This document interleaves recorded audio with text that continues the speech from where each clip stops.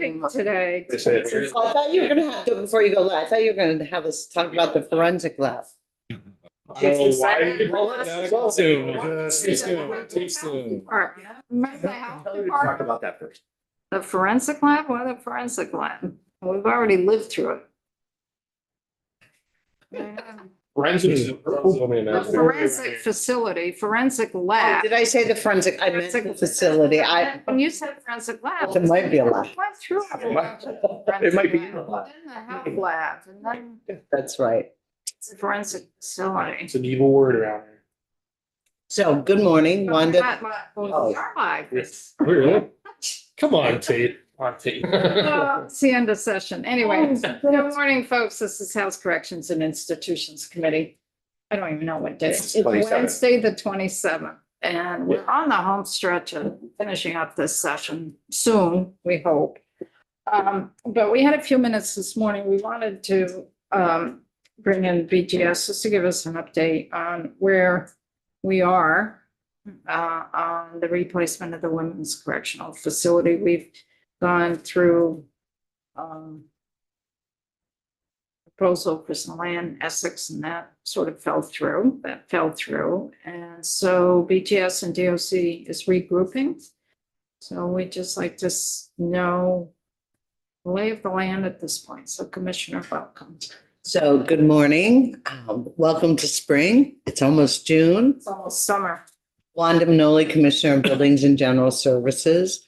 So the update is, as you know, this committee, BGS and DOC have worked, and other committees have worked for quite a while on trying to establish the new women's correctional facility. We had land in Essex. There were 2 sites. Long story short, those sites, one was doable. The other one, we found out near the end, was not viable to build on, even though we were going down 2 sites. We modified our zoning request with Essex to 1 site. Essex through, they were very good partners. We worked well with them. We tried to provide them all the information. At the end, they did not extend our request to build on that site. So with that said, we regrouped. We put a request for proposals together, and we went directly to brokers instead of just advertising, because I think part of, and what we did is we tried to be much more specific in the RFP to let people know it is going to be proposed for a women's correctional facility. We need X amount of land. It can't be next to, a school. All of those things were very, very clear, and we came to agreement with the Department of Corrections on those. In February, we received 1 bid, still confidential, with 2 parcels from 1 bidder. We've completed the analysis of that RFP, and a few documents were missing. It wasn't at the point where we were going to have to reject all of these, because sometimes when you are not responsive, your request is, we don't consider it. It was information that we felt we could just go out and reach back out to the broker and say, we need a little bit more information on the deed, for example. We expect to receive that on or before June 5th. With that, then if both sites are eligible and meet all of our criteria, the next step is we actually go through working with the Department of Corrections. We'll do an evaluation of the 2 sites to determine which site we think is feasibly better. We also have brought into the process, which we did not do with Essex, is there's going to be some site analysis with engineers, because that's what happened in Essex. Everyone said, yes, this is the best site. We like it. We like it. It visually looked well. When we started testing the soil and looking at some of the permits and the requirements, it wasn't the right site. So we're going to incorporate that up front So we don't have to go through that experience again where we choose a site, we start our process for permitting, and all of a sudden the site has a problem. And that's where we're at, Madam Chair and So at members. that point, after the 5th of June or whatever, then you start doing the testing and analysis of this. Is that gonna be public at that point? If we do a letter of intent to purchase the land, it will become public. I think we should be talking about it. We haven't gotten that far. It could be I'm not making this up. I don't know. We have not discussed the best way to approach. We could do a letter of intent with conditions. You know, that the site needs to meet X, Y, and Z. It could be that type of thing. We have not gotten there yet. I can tell you that the property was restricted really into the Chittenden, Chittenden and the larger Chittenden area. That was in the request from brokers. In both sites, the proposal indicates their belief that. Facilities. Yes. Yes. It's very important for us to confirm. Thank you, And so Emily. that's part of our analysis, and that's something that we. So in previous capital bills, I mean, you would have like 14, 15 million already there.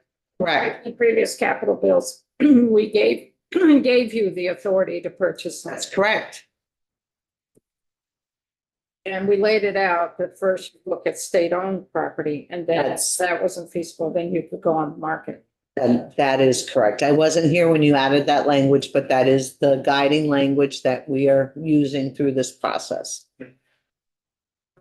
This is a very basic logistical question about information, but regardless of whether I'm back here next year, I live walking distance from the current facility. I got a bunch of folks in my neighborhood who are interested. I'm still a rep until January regardless. How can I best get information as it becomes available without being a nuisance? Who do I write? How do I find out? Is there a push? You know, I really think it's me and Emily. just write to you guys? Yeah, just, I mean, well, don't have It'll be Brian. It won't be like 100 of my best friends. No, I mean, you know, and we want to share information with you as soon as we can, because we know that it's important.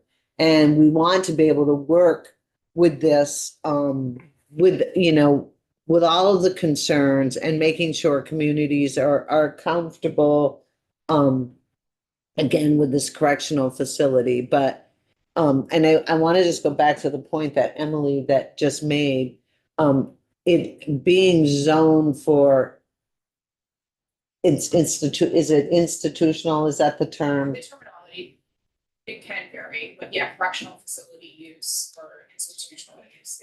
So the institutional use can be determined differently in every place. And I think that's part of our struggle. But we are trying to be, again, there's all sorts of land out there. We don't want just a piece of land that's not going to be supported. We're trying to at least acknowledge it meets the needs. We're not asking for changes. That's a lot to take to, as all of you know, representing your communities, to go in and ask for change of use, to put a correctional facility, a women's facility, you know, that is being proposed to look different, feel different, is very difficult. It is very, very difficult, and pretty much out of the gate, it's no. So if this does come to fruition and you have a letter of intent, would you, in the best case scenario, would you actually see purchasing the land prior to us coming back next January? That's a possibility with the authority that you've given us, because if it's a viable land, if it's a viable site and it checks all of the boxes, yes, and a letter of intent is the letter of intent would be, it is our intent to purchase, and it might be based on, you know, a couple of conditions with permits or I don't want to say things that aren't going to be true. That letter of intent is an obligation. And I think we have to, and we've talked about this, it's the next step before you finalize your contract and your sales agreement. So the state is saying in that intent, we're here to do business, we're committing, because they would take it off the market, right? And we don't want to have a negative impact. So, yes. So I'm just thinking of this committee's role and interest. And I don't want a situation where we end up reading about it in the press or hearing about it in the news, that there has been a letter of intent. I would ask Absolutely. this committee posted when it becomes, before it hits the press, but it will be public. I think that would be fair to the committee. I don't want to be in a situation we read about it and say what's going on. We need to know prior to the public announcements. So, Madam Chair, I absolutely, we've worked together for years. That having that conversation through a phone call, usually I go to the chair and then I will let the chair reach out to everyone. In that, I enjoy working with all of you. I just am probably not going to call each and every one of you. It'd be up, up to me to get the information out to the committee. John? So just getting back to getting the approval, so is there any way for the town to give us some kind of blessing? Whatever town you're dealing with, that would be, that they're gonna say, yeah, that that I guess you can't get 100%. How does that how do you get instead of buying it and then finding out? Or do you find out first and then buy it? I want to say, I think we have to respect the processes and the laws that everyone has put in place. And there's local permitting and there's state permitting, and we follow those to the T. So I don't believe a select board chair, would say, I don't want to be debating it locally. Right. Representative before we file our application or whatever those elements are. So I think that we're going to have opposition and support either way. What we need to do as the Department of Buildings and General Services is be transparent, do our due diligence, provide them the information they need, and have those conversations. And I am open and willing to have conversations, with a working group, with one-on-one at public meetings, but we do have to let that process work through. Okay, thanks. Thank you. Kevin? Maybe I didn't understand. Can we not offer to purchase the land contingent on it being approved by the? It depends on what it is. So I think so we will, in our intent, make it clear that if we know that we need to get, I'm just using this as an example, a zoning permit. Right. Or, some type of something, our intent we always have contingent upon or an out clause in our contracts. So that, of course, that will be there, Okay, but it's not going to be, it has to be approved by the local. It has to be aligned with whatever existing laws are in place, Right. local or state. So we're not gonna get stuck with a piece of property that we can't use, is what I'm saying. That's not our intent. 617. We got enough property that's not, 617. Thank you. We, Kevin? that we do. Emily, you'd like to add? Yeah, just this zoning piece, and this just might be helpful. The goal, and as part of the RFP that says to the goal, at least from a zoning perspective, is to find a site where we know to get approval, because it's already a permitted use. So that is our hope, is to find a site, because that's where we ran into trouble in Bridgette and Essex, is because we needed to have a zoning change, and there's a lot of process involved in that, and we were never able to get past that step. So our hope here is to find a site where it's all, the community's already decided that's acceptable in that area, based on their local zoning. So again, we need to confirm that, but that's the hope. And then of course, there's other. Right, but I think that's, so that's just one piece. Then there might be other permits that we're still gonna have to go before the community. And they may have opportunity to respond. We would also say, well, if our intent and our hope is to have a property that we don't have to go through a zoning change. However, it might be the only property and we may decide this is something we want to explore. Leading off with being upfront, I think was brilliant. That was so great that you like with the RFP, that was great. So that, I mean, that to me was, And I appreciate that. And I just want to say, to everyone and to myself, when we have a lesson learned, not once, but twice, let's try to create a process that allows us to have that up front. There's no secrets. There shouldn't, we have to protect the bids. We have to do all of that. But all of you and the state of Vermont and DOC and BGS have been looking at, there's been a desire to replace the women's correction facility.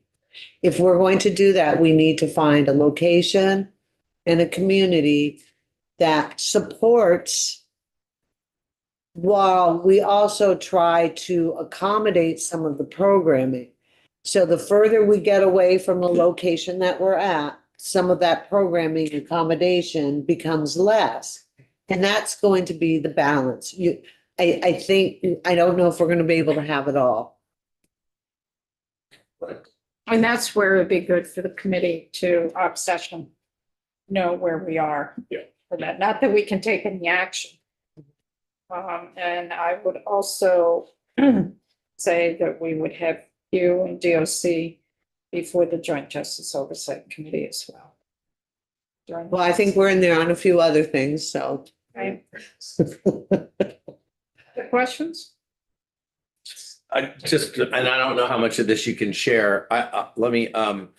Are the two parcels of land in two different towns? Yes. Thank you. Be interested. Sir, you hear me? That's great. Yeah, we That, have to a me, con- that's good. Same developer. It's property, it's not a developer because I don't know if it's the same, it's one bid, so I would have to say it's probably the same owner or owners. How many vowels are in the name of the town? Well, wait a minute. No, but which town? Which one am I doing the bells on? No, I know, listen, I know that. I that. get it, but that's promising that it was two different, that's good. I mean, I was, what's that zip code? I was hoping to get a few more I know. bids, Yeah. responses. Because we did request for proposals, which has an estimated cost, so it's not like and we always talk about that, right? When we go out to bid, we're acknowledging and accepting a bid and going through the process, and we can do those, but the request for proposal is, here's a proposal, here's a site, in this case, here are options. We can determine through our process that neither work. And then we could go back out again. We're not sort of in this bid locked in process, which I'm not articulating that well, but there is a difference.